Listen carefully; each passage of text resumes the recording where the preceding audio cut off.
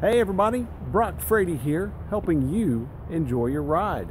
We're about to go over several features, including how the keys work, the interior controls, the doors, the back hatch, how all those things operate in this fantastic 2016 Volvo XC90. The key for the XC90 is quite a fancy piece of equipment.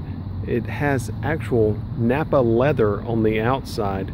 The lock and unlock buttons are on the side as well as the tailgate, and then you have your panic alarm over on the other side here. But to lock the doors and to arm the alarm and to also lock the tailgate, you just press the lock button on the top of the side there, and that locks it. You get a audio confirmation beep beep, and the mirrors folded in there. Then to unlock it, you can press it once. It's going to unlock the driver's door. If you press it twice, it's going to unlock all four doors. Then if you press the button on the very bottom here, it's going to unlock the tailgate. Then if you press and hold, it's going to open the tailgate. I actually really like how fast that tailgate opens. It's pretty neat. Then you can press that button again in order to close the tailgate. Press and hold.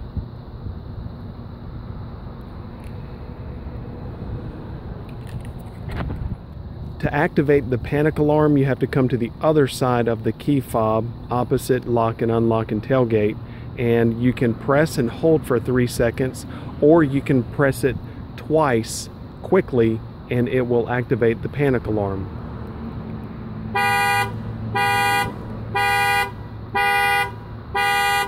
Then you can press and hold and the panic alarm will stop sounding. When the doors are locked, all you need is to have this key fob on your person, whether it's in a pocket or if it's in a purse, and you can operate the vehicle completely. Let's go see how that works. You need to be within about 5 feet of the door handle here, or within 3 feet of the tailgate. And when you approach the car, you can simply touch it, and you'll see the mirror fold out, and then that just unlocked the door for me. However, it did not unlock the back door. You see that? But you can also grab the back door and it will unlock if you want to unlock it just by pulling it open.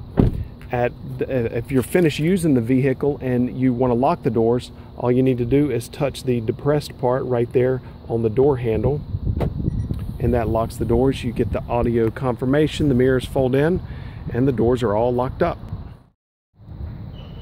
If you want to open the tailgate using your hand, as long as you have this on your person, you can go just directly under the L in Volvo, squeeze the little rubber button there, and it will open for you. I love how quickly that opens. When you're finished accessing the back, all you need to do is press this button in order to close the door.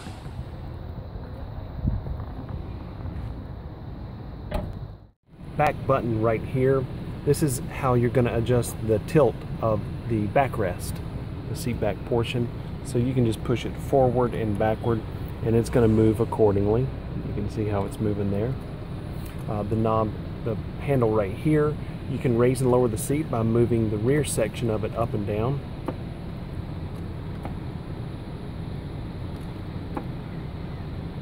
You can move the seat forward by pushing it forward.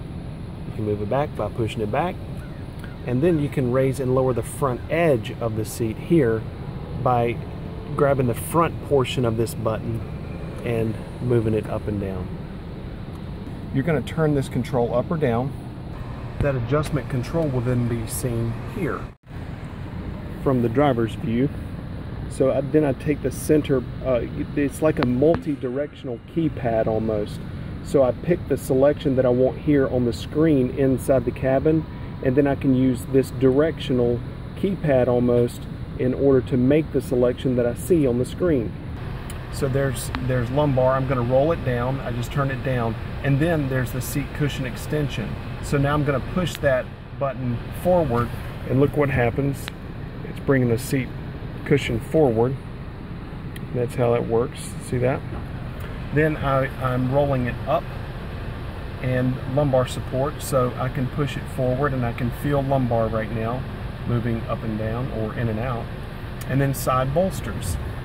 I'm going to turn the camera, and this is obviously going to be from the driver's perspective. So you can look down here, and you can see that, I don't know if you can see that bolster moving or not. I can definitely feel it. So that's how you make the adjustments to specific settings for your side bolsters, lumbar support, and seat cushion extender for the driver's seat. Now, to use the front seat memory function to memorize your seat position, and what this is actually going to do is it's going to memorize the seat position. It's also going to memorize the mirror position, and it's also going to memorize your heads-up display position if so equipped. This particular one does not have the heads-up display. So what I'm going to do is adjust my mirror controls, and you press L to put power to the driver's window, and then I'll make my adjustments here wherever I want to do that. Then I'll press R and make my adjustments there to the passenger side mirror. And then I'm going to adjust my seat, and it's already comfortable. So I'm going to press M, and then I'll just press 1, and I just heard an audible beep, and that let me know that it has those presets stored in memory. Now, to recall those, I can press and release one of these buttons with the door open. If the door is open, I just press and release, and that way it will adjust it accordingly. With the door closed, so if I get in the car and the door is closed, then all I need to do is press and hold the stored button that corresponds to my settings. I just press and hold, and then it will go to it. The reason it's press and release with the door actually open is in the event that you're getting in, and let's say a 5-foot person was driving and a 6-foot person needs to get in, well, then you can just boom, and it'll go right to your settings. It just makes it, it's kind of just a matter of convenience. So that's how you memorize your seat and your mirrors and your heads-up display if it's equipped. Now, to adjust your steering wheel position, you can actually adjust it up, down, in, and out. There is a handle underneath here, and all you do is find the handle. You can see it right there. You push it down toward the floor, and it releases. At that point, I then take the steering wheel. I go up, down, in, and out accordingly. So let's just say I wanted to put it there, and it'll kind of stay in position for you. And then I can take the handle, and I can pull it back up and lock it into position. In order to start it, all I need to do is have the key in the front compartment of the vehicle, unless it has the passive entry system. If it has the passive entry system, I can start the vehicle with the key fob anywhere in the passenger compartment. So in order to start it, all I need to do is put my foot on the brake, and there is a knob here. And on the left side it says stop, on the right side it says start, on the top it says engine. I just take this and turn it, and it fires right up. Now let me show you how to navigate this big center display. You can press the bottom button here, and this is called Home View. This is the first view that's shown on the display whenever it starts up. This is going to show you things like navigation, media, phone, fuel economy, aka driver performance. You can take this and you can swipe it from the home view, and you get applications, and then you get things like messages, car status, driver performance, and then you can actually swipe it again to the right, and then here are vehicle functions. The way to think about this is that these are the different settings that you can change to kind of program the vehicle to make it work just the way you want it to work. You can go right, and this is like a quick view. So these are the most important and critical things that you need to see and know, basically to have quick access to. That's why it's actually the middle page.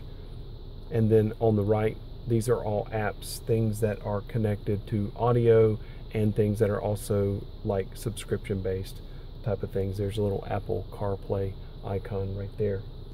But there's also another drop-down menu. There's a little tab right here that you can take and pull it straight down, and you see settings, owner's manual, and profile.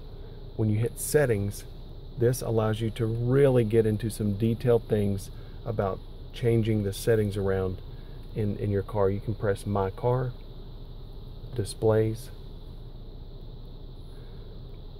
Themes, and this is just such a cool thing. And this actually, when I just pressed chrome rings, it changed the outlook of what the tachometer and the speedometer look like. So I just pressed performance, minimalistic, and glass, and hit close to go back to the main home, or I can press back to go back to settings.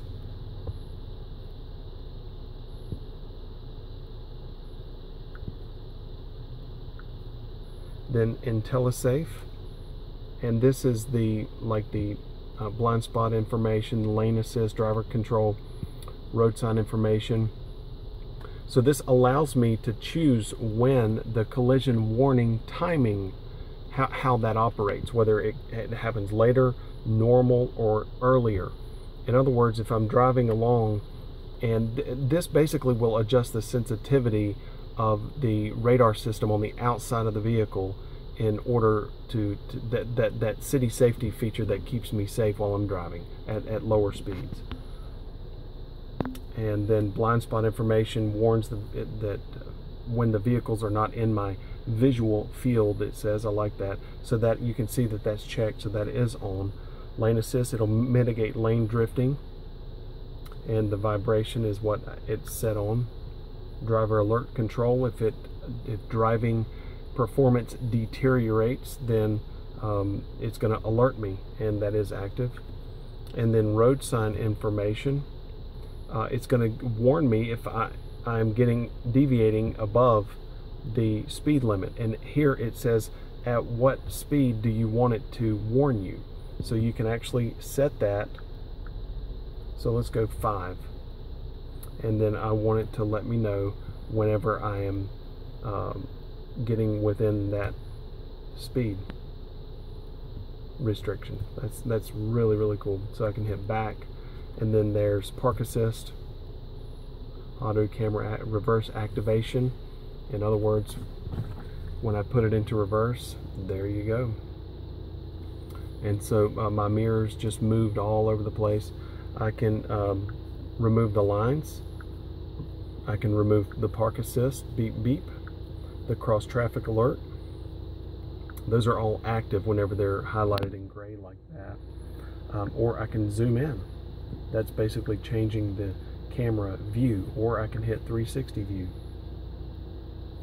And then I can press one of the cameras that I want to look at in a bird's eye view kind of way.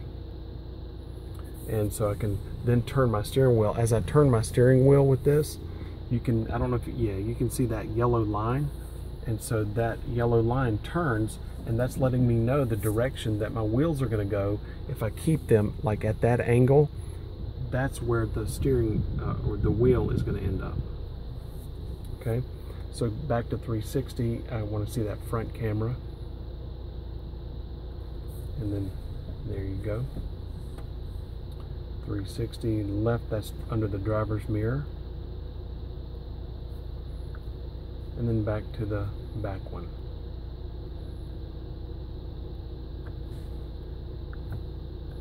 This allows me to preset how the vehicle is going to drive, basically the driving dynamic of it. This is for fuel economy or performance, eco, comfort, dynamic. You can see I can choose there. So eco is going to make it so it requires more pedal travel to achieve speed as I push the gas pedal down.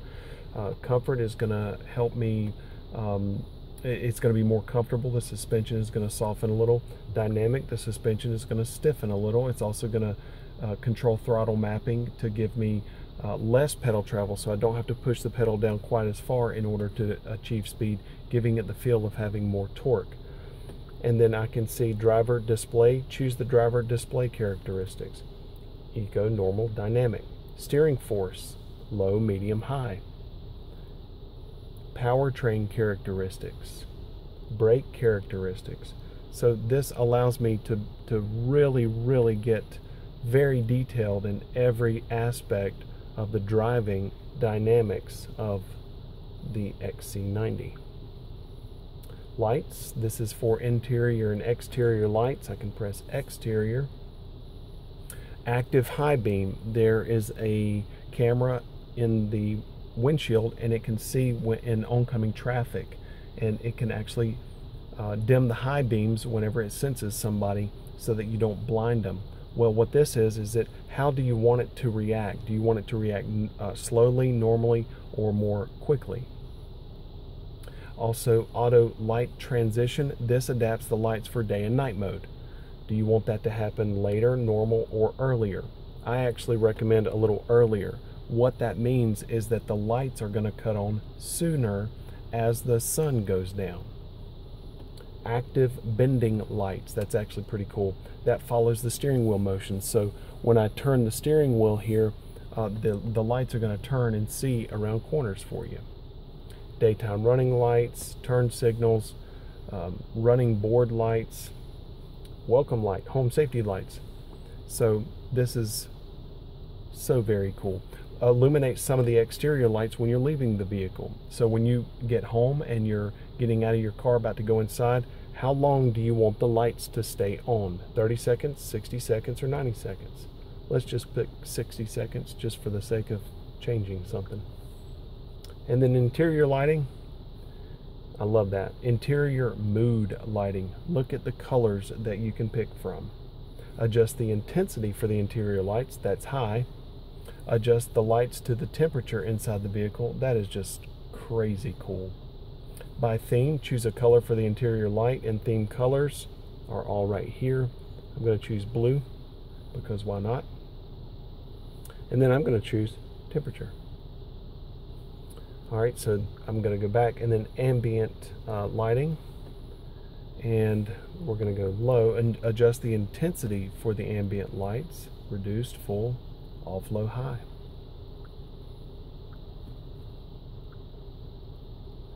And then mirrors. Do I want them to tilt when I put it in reverse? Do I want them to automatically angle whenever they go into reverse?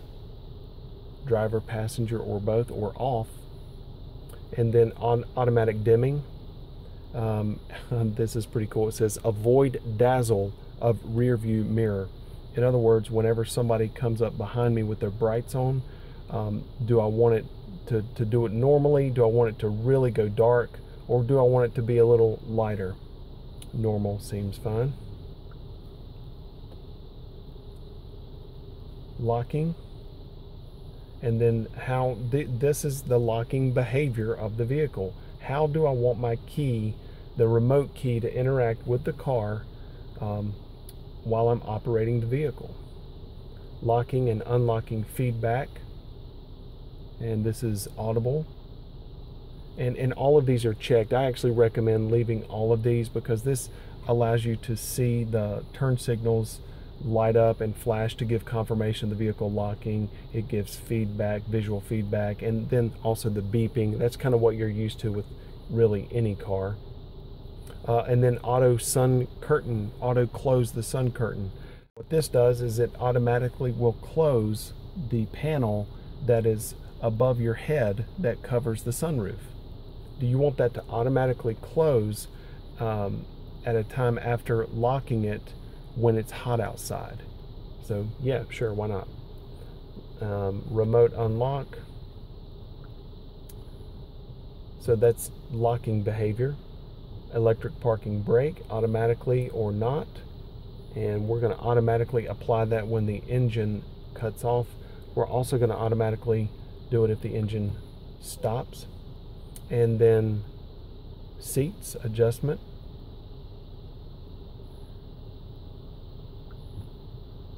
Wipers setting, rain sensing wipers. And so that is all of the settings. As detailed as that was only under my car. Isn't that crazy? sound, stereo, system volumes,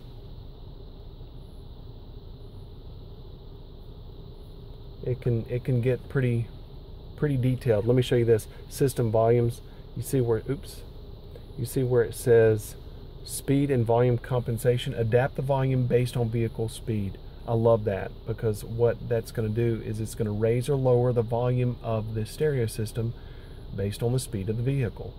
When you have it at high, it's really going to affect the volume when you're driving. Navigation settings, all for the navigation system. Show speed cameras on the map.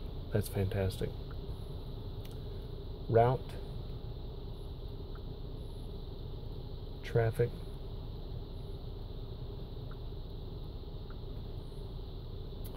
media. This is the attainment part of the infotainment system.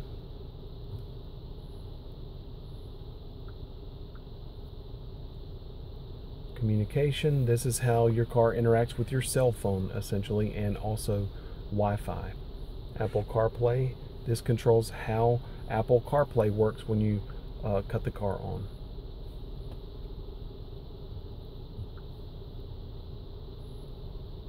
Climate, driver heat seating level. I love that. You can actually control the intensity of the seat heat.